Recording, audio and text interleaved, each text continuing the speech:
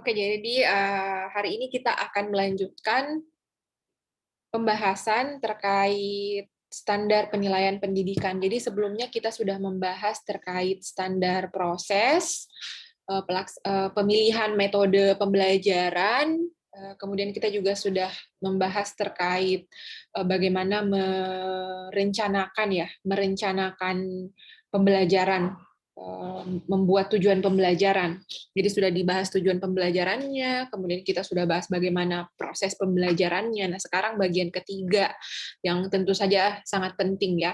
Bagaimana kita menilai suatu proses pembelajaran untuk mengetahui apakah tujuan yang sudah kita tetapkan sebelumnya itu sudah tercapai atau belum.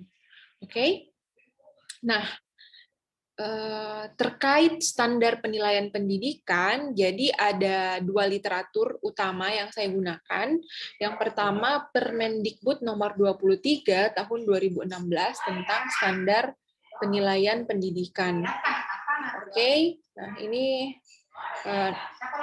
ada linknya juga, jadi nanti bisa diklik di link ini untuk langsung membuka Permendikbudnya. Jadi Permendikbud 23 tahun 2016 tentang standar penilaian pendidikan dan Permendikbud nomor 104 tahun 2014 tentang penilaian hasil belajar oleh pendidik dan pada pendidikan dasar dan menengah. Jadi di bagian kedua ini memuat detail yang perincian ya yang lebih detail tentang bagaimana kita menilai hingga pada contoh rubriknya juga dijelaskan di Permendikbud nomor 104 tahun 2014 ini. Oke, nah kita mulai membahas terkait standar penilaian pendidikan. Nah, jadi secara definisi ya, menurut Permendikbud ini, Permendikbud nomor 23 tahun 2016, standar penilaian pendidikan adalah kriteria mengenai lingkup, tujuan, manfaat, prinsip, mekanisme, prosedur, dan instrumen penilaian hasil belajar peserta didik yang digunakan sebagai dasar dalam penilaian hasil belajar peserta didik, baik pada pendidikan dasar maupun pada pendidikan menengah. Nah, jadi penilaian ini merupakan suatu proses di mana pendidik mengumpulkan informasi. Nah, setelah informasi itu terkumpul, lalu tentu saja perlu diolah untuk mengetahui sejauh mana tujuan pembelajaran kita tercapai. Jadi untuk mengukur pencapaian hasil belajar peserta didik. Nah, penilaian pembelajaran ini tidak hanya terkait aspek pengetahuan ya. Selama ini mungkin kita lebih cenderung berfokus pada penilaian pengetahuan, tetapi sebenarnya ada tiga dimensi yang harus kita mampu ukur. Jadi di sini ada penilaian sikap, jadi terkait perilaku, kemudian pengetahuan, ranah kognitif, kemudian keterampilan, jadi ranah psikomotorik. Keterampilan mengukur kemampuan untuk melaksanakan suatu tugas tertentu terkait dengan keterampilan-keterampilan pada mata pelajaran yang kita ampu tentu saja. Kemudian kalau pengetahuan itu penguasaan teorinya, lalu sikap. Nah, jadi sebentar kita akan membahas lebih jauh lagi sebenarnya cakupan-cakupan dari ketiga poin ini. Oke.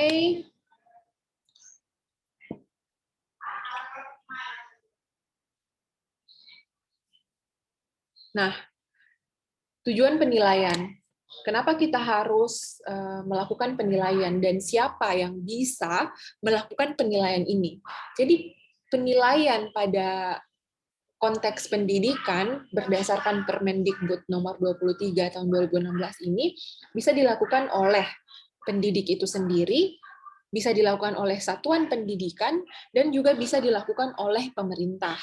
Nah, tetapi ada perbedaannya. Jadi ketika pendidik yang melakukan penilaian, maka yang yang dilakukan sebenarnya adalah bertujuan untuk mengevaluasi proses pembelajaran yang sebelumnya kita sudah laksanakan.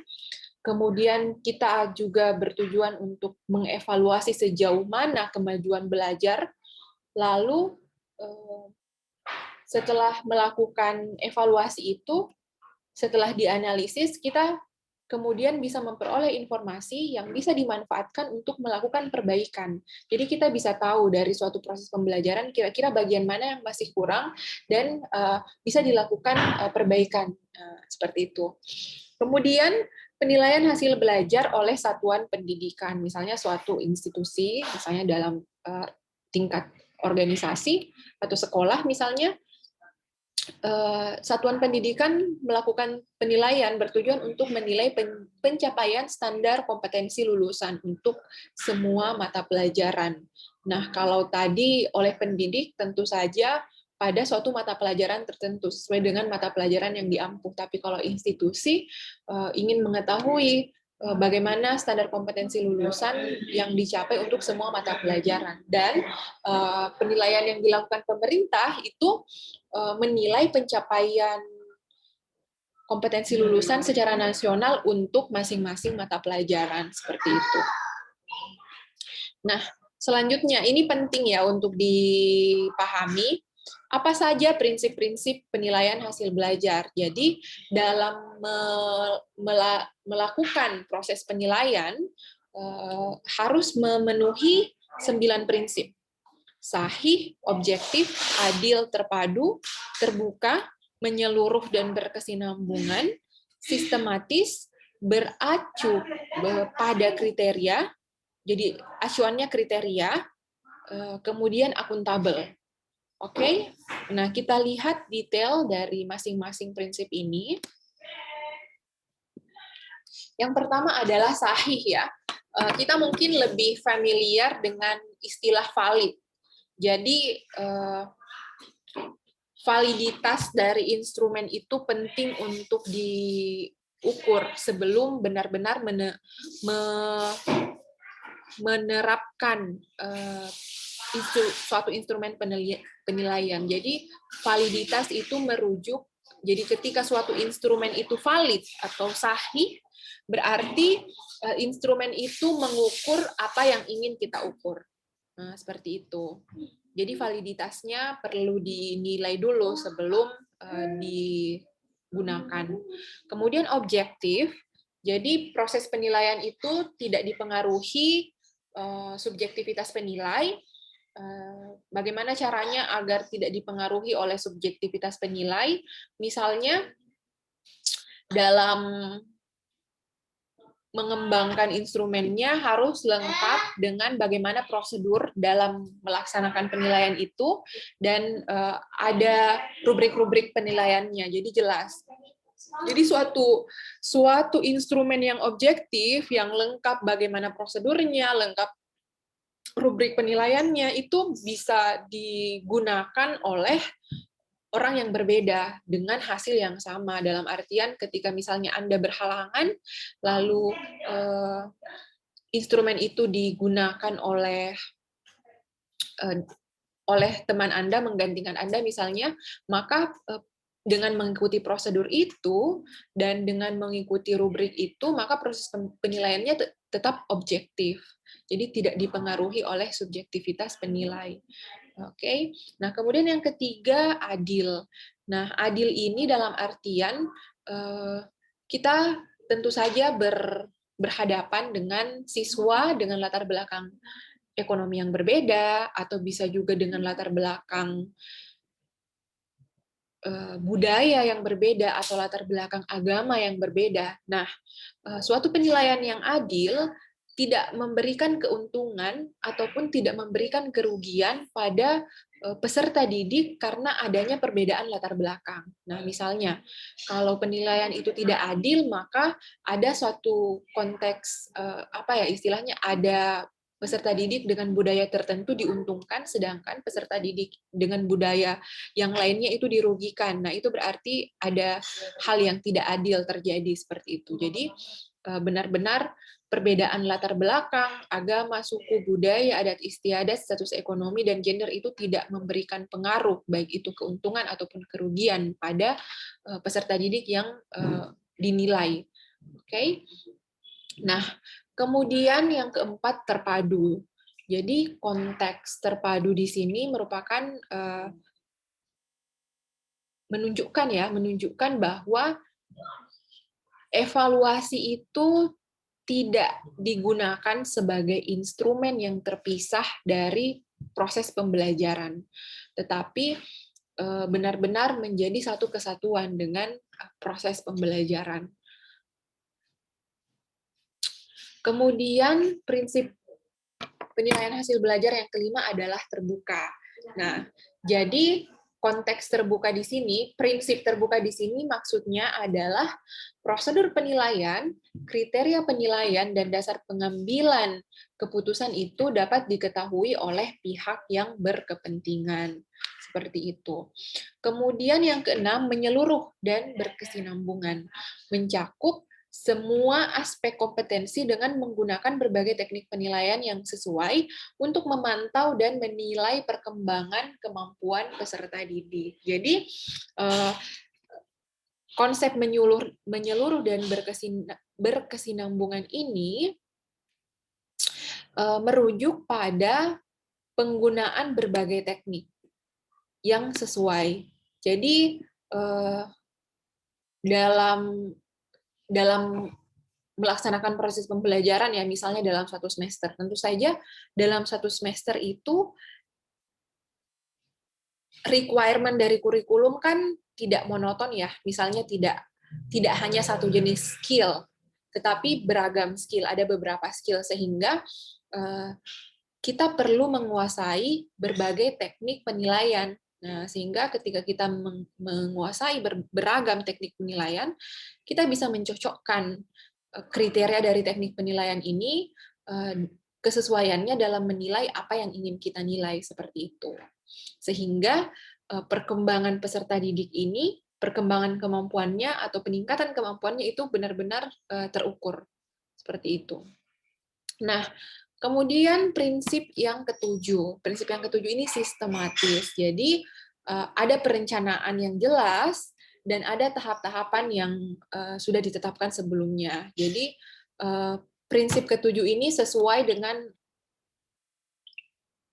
kejelasan target ya sebenarnya. Jadi kita sudah bahas di TKP juga sebenarnya, bukan di TKP ya, di materi manajerial. Jadi di materi manajerial kita sudah membahas bahwa dalam melaksanakan suatu pekerjaan, konteks perencanaan dan target yang jelas itu sangat penting. Nah, di sini kita lihat bahwa dalam penilaian itu termasuk dalam salah satu prinsip penilaian.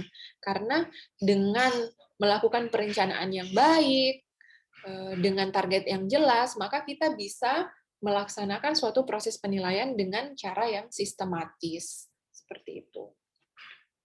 Kemudian yang ke-8 mengacu pada kriteria. Jadi penilaian itu sebenarnya secara teori kan ada dua ya.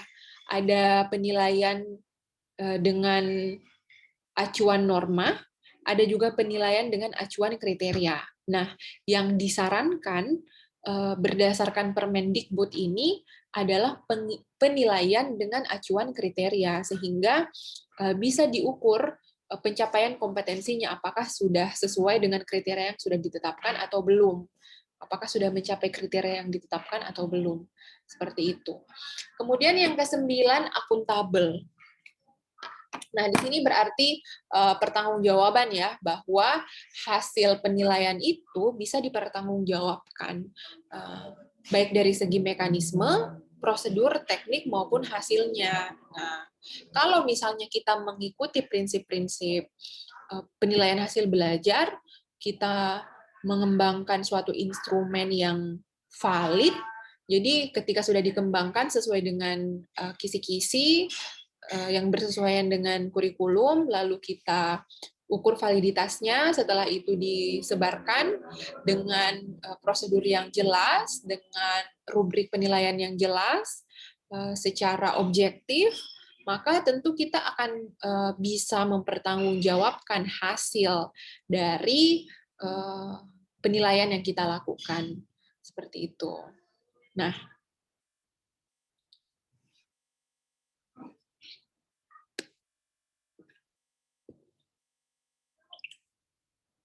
oke, jadi selanjutnya adalah mekanisme penilaian hasil belajar.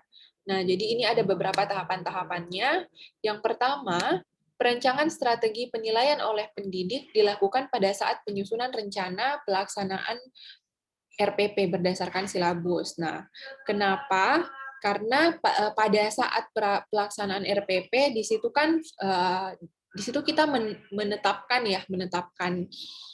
tujuan pembelajaran, kemudian materi-materi. Kemudian di situ kita menetapkan bagaimana prosesnya. Nah, di situ juga kita menetapkan untuk mengukur pencapaian tujuan pembelajaran ini, strategi penilaian atau teknik penilaian yang cocok itu apa. Nah, itu ditetapkan di RPP, dituliskan di RPP. Kemudian tadi sudah dijelaskan bahwa penilaian dalam proses pembelajaran itu mencakup 3 hal atau mencakup 3 aspek, yaitu aspek afektif atau sikap, kognitif atau pengetahuan, dan psikomotorik atau keterampilan. Nah, bagaimana cara kita menilai aspek sikap? Itu dapat dilakukan dengan teknik observasi atau pengamatan. Dan ini untuk penilaian sikap ini menjadi tanggung jawab guru. Karena misalnya ya, ketika kita melaksanakan proses pembelajaran itu bisa langsung dengan melakukan observasi seperti itu. Kemudian aspek kognitif. Nah, aspek kognitif ini mencakup pengetahuan ya. Bagaimana kita menilai sejauh mana suatu teori atau materi sudah dipahami oleh peserta didik. Jadi bisa dilakukan tes tertulis, bisa tes lisan, atau bisa melalui penugasan. Kemudian penilaian aspek keterampilan. Nah, kalau keterampilan kan berarti peserta didik harus melakukan suatu aktivitas, harus menunjukkan suatu proses kerja, sehingga penilaiannya itu tidak cocok ya kalau misalnya melalui tes lisan atau tes tertulis. Kalau misalnya kemampuannya untuk mendesain suatu praktikum atau melaksanakan suatu praktikum, itu tes tertulis dan tes lisan jadinya tidak cocok. Jadi apa yang cocok ini sudah dijelaskan di sini, ada melalui praktikum atau melalui kemampuannya untuk menghasilkan suatu produk atau kemampuannya untuk menjalankan suatu proyek, dan juga bisa melalui portofolio.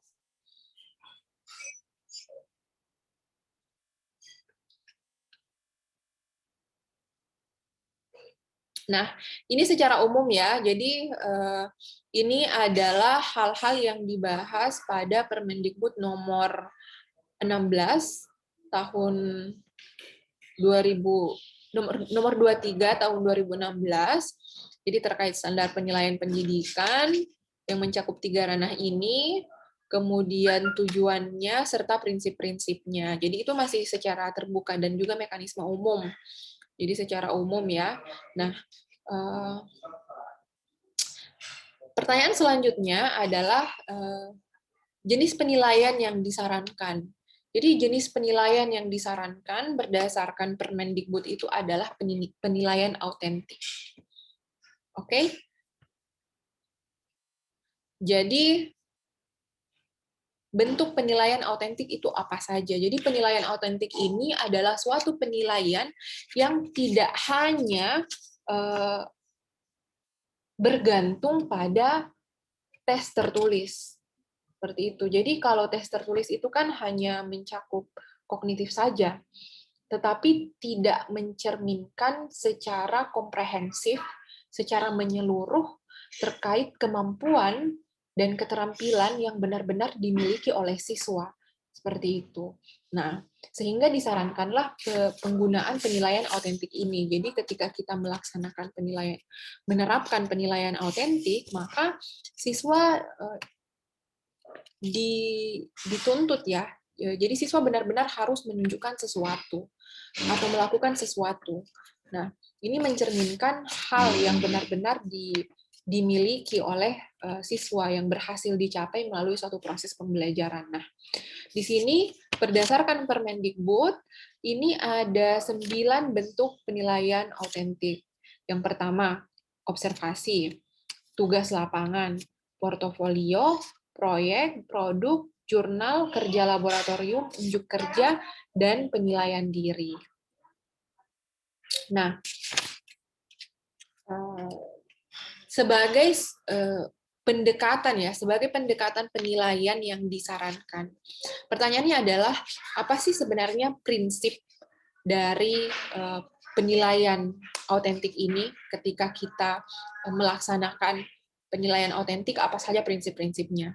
Oke, jadi yang pertama, materi penilaian dikembangkan dari kurikulum. Ini jelas ya, karena penilaian itu tentu sesuai dengan tuntutan kurikulum, seperti itu. Kemudian bersifat lintas muatan atau mata pelajaran, kemudian berkaitan dengan kemampuan peserta didik, kemudian berbasis kinerja.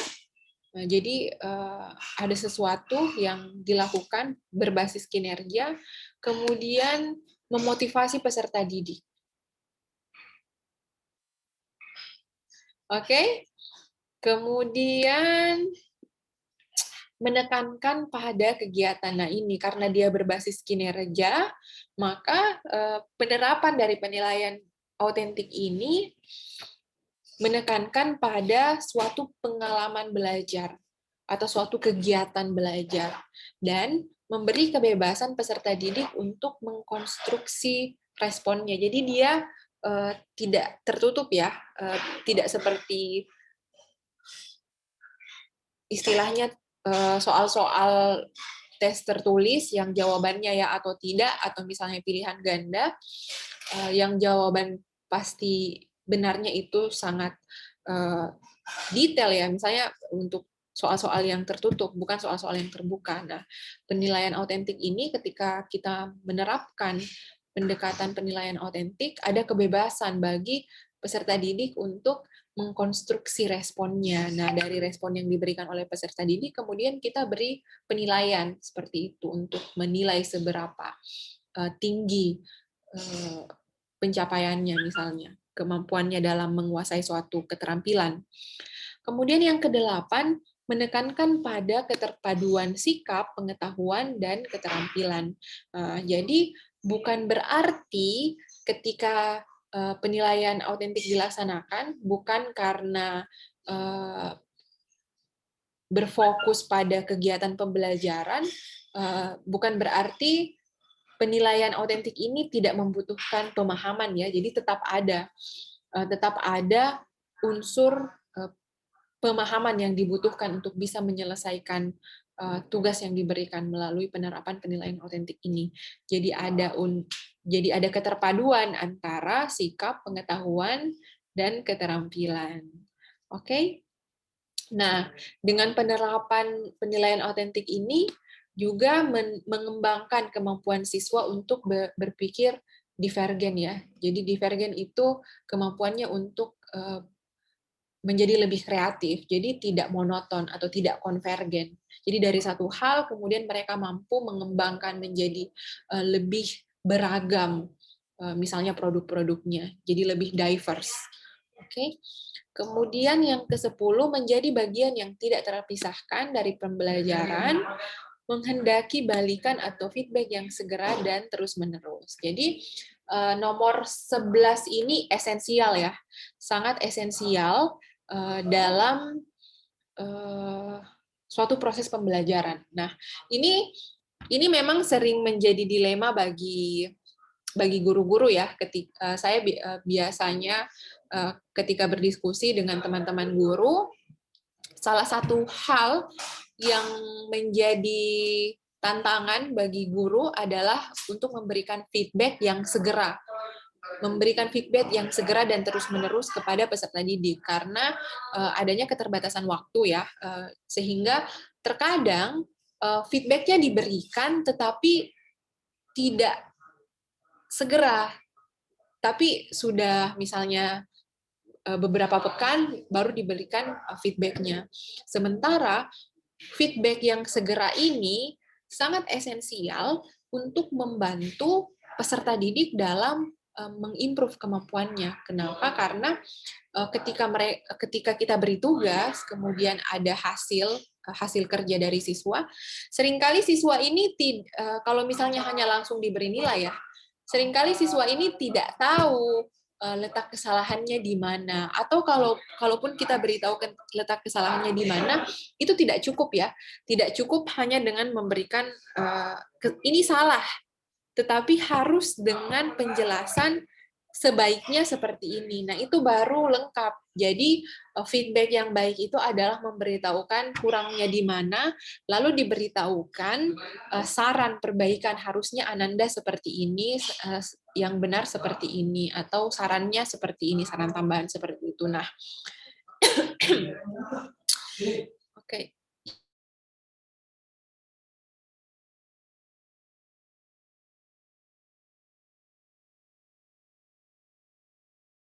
Oke. Nah, ketika feedback-nya itu diberikan segera setelah tugasnya dikumpulkan, itu bisa memberikan efek yang lebih suportif bagi siswa untuk mendukung pengembangan keterampilannya atau improve-nya dalam proses pembelajaran. Oke, jadi ini benar-benar untuk poin 12 ini ya, benar-benar menjadi tugas, jadi pekerjaan rumah bagi para pendidik dan juga harus menjadi perhatian penting. Bukan nomor 12 ya, nomor 11. Oke. Ini perhatian penting agar dapat sebisa mungkin selalu memberikan feedback yang segera dan terus-menerus. Oke. Nah, kemudian poin yang ke-12, menekankan konteks yang mencerminkan dunia nyata. Nah, itulah kenapa penilaian autentik ini disarankan, karena penilaian autentik selain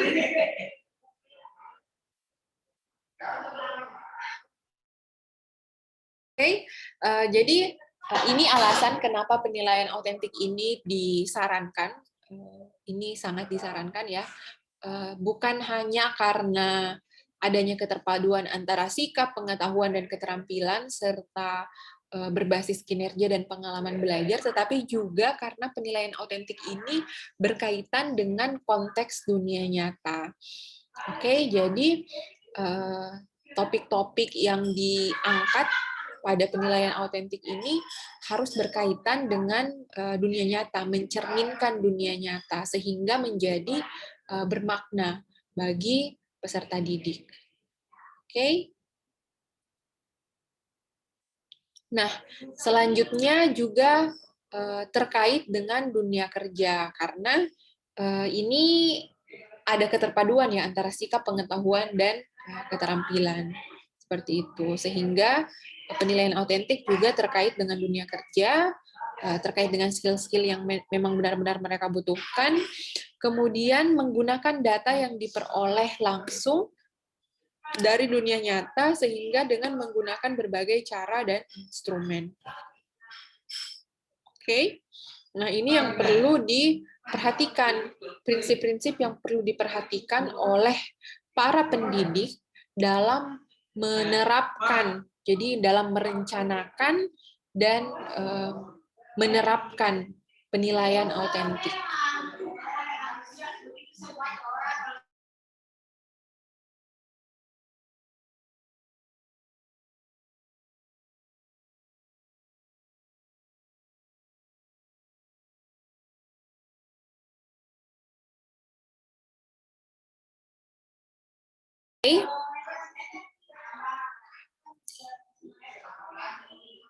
Oke.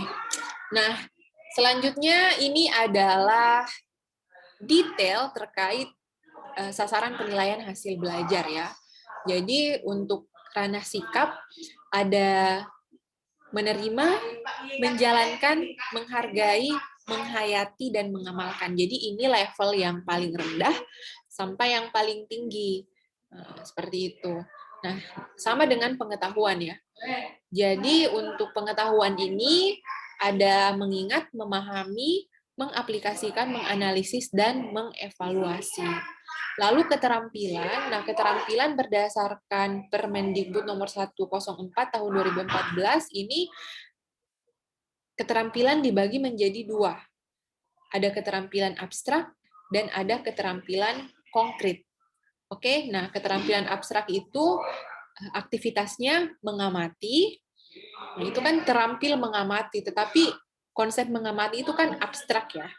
Nah, kemudian menanya, kemudian mengumpulkan informasi atau mencoba, menalar atau mengasosiasi, mengkomunikasikan. Jadi keterampilan abstrak ini terkait dengan keterampilan yang berhubungan dengan proses kognitif. Mengamati, menanya, mengumpulkan informasi, menalar, dan mengkomunikasikan. Nah, selanjutnya keterampilan konkret. Nah, keterampilan konkret ini dia terkait keterampilan yang bisa diamati, meniru, melakukan, menguraikan, merangkaikan, memodifikasi, dan mencipta. Oke? Nah, selanjutnya di Permendikbud nomor 104 ini juga dijelaskan bahwa sikap itu jadi penerimaan, sikap menerima, menjalankan, menghargai, menghayati, dan mengamalkan itu terkait nilai sosial dan juga nilai spiritual. Jadi nilai-nilai spiritual terkait keagamaan ya, dan nilai-nilai sosial yang ada di masyarakat.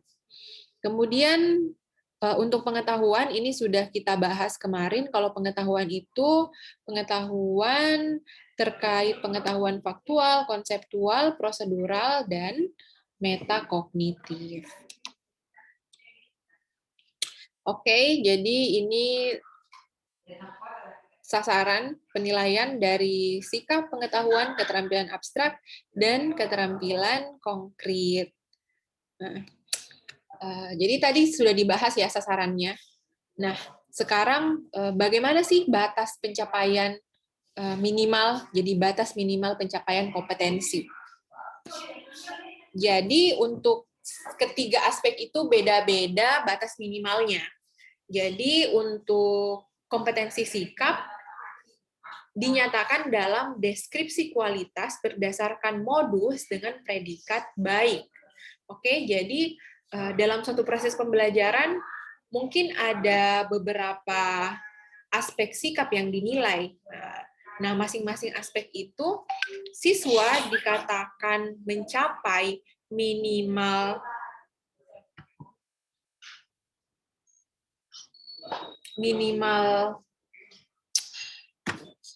kompetensi sikap jika modus dari komponen-komponen sikap itu adalah predikat baik. Jadi modus ini berarti modus berarti yang paling banyak muncul ya. Jadi kalau misalnya 5 aspek yang kita nilai, 4 baik, kemudian 1 cukup, itu modusnya masih baik ya. Berarti modusnya masih baik itu mencapai. Tapi kalau misalnya 4 cukup dan 1 baik, artinya itu modusnya bukan baik ya, karena baiknya cuma 1, berarti itu tidak mencapai minimal kompetensi. Seperti itu. Nah, kemudian yang kedua, batas minimal pencapaian kompetensi pengetahuan. Nah, kalau kompetensi pengetahuan ini berdasarkan skor rata dengan minimal capaian 2,67. Nah, ini kalau untuk kompetensi keterampilan dinyatakan dalam deskripsi kemahiran juga berdasarkan rata capaian paling kecil 2,67.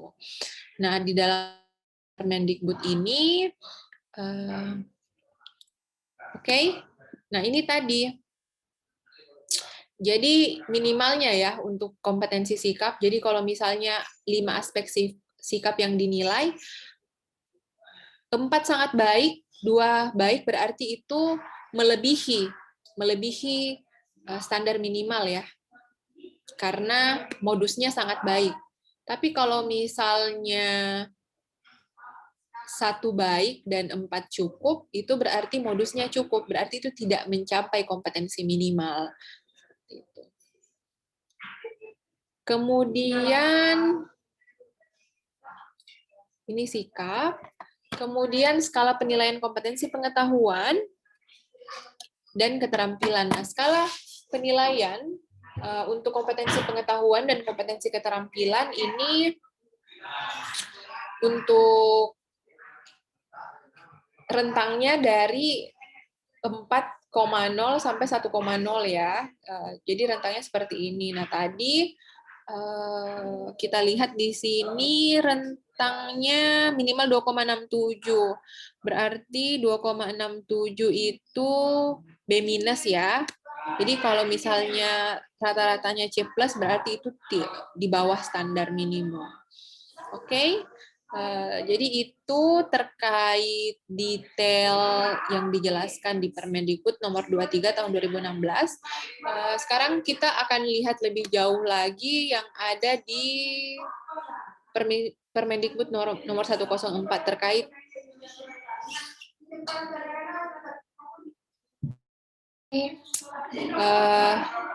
saya buka dulu ini